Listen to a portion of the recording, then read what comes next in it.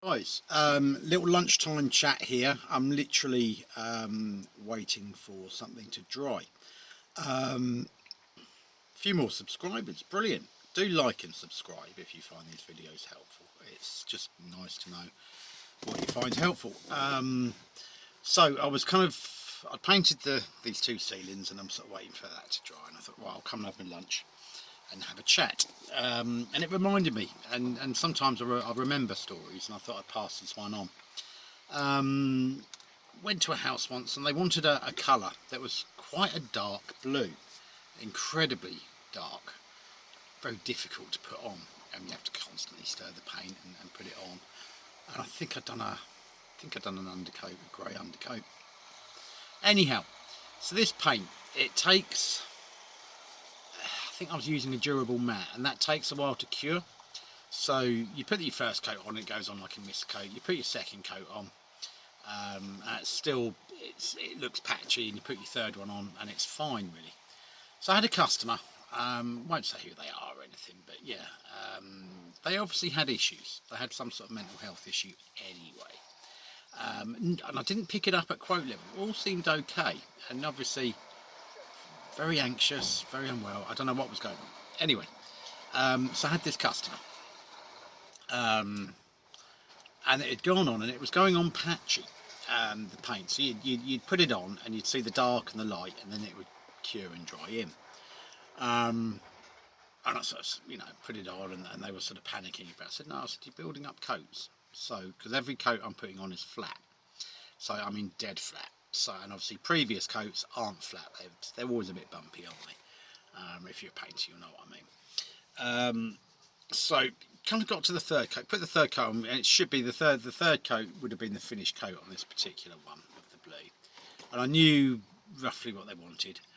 And she just had a, I don't know, can't explain it, just some sort of mental health kind of, not breakdown, but just something. Anyway, so this customer, this blue is sort of like, as it dries, so it goes on, it's looking lighter and darker in places just because that's how it is, and it cures in. And some paint, can take up to a week to actually cure out.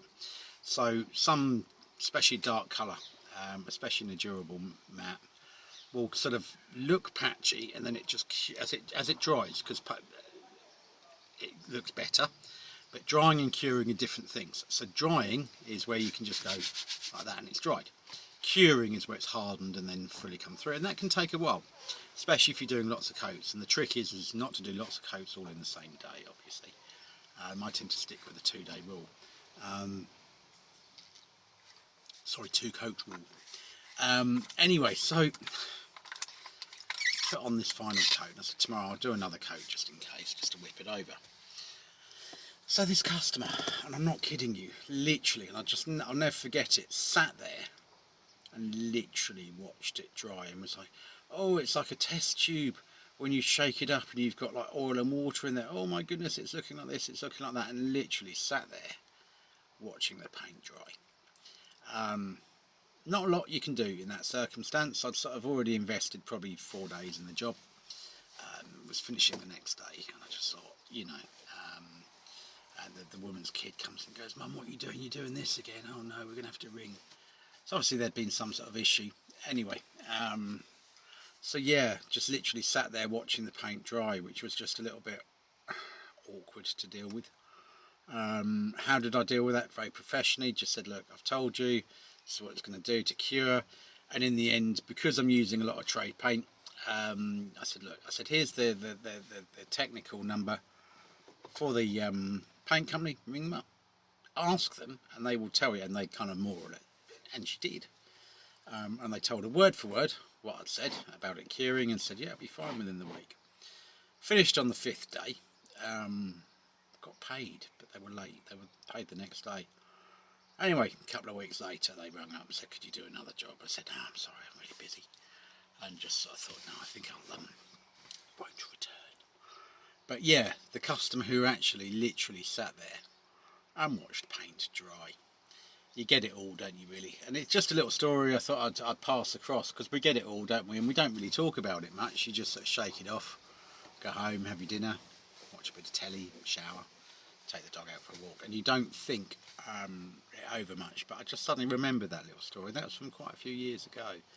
But yeah, these things stick with you, and yeah, you remember them, and you just, yeah. So just remember, guys, when you've got people like that, it's not your problem, it's the customers having a meltdown. They don't cope. They don't cope with people in the house, they don't cope with things, or whatever.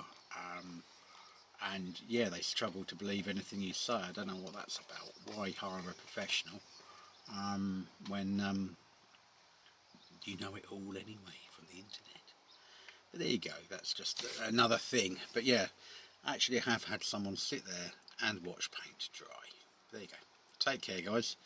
I'm going to enjoy the rest of my break in the sunshine and keep the video short. But do like and subscribe if you like it. And anyone who's wondering about Ruby, she's at home in her house.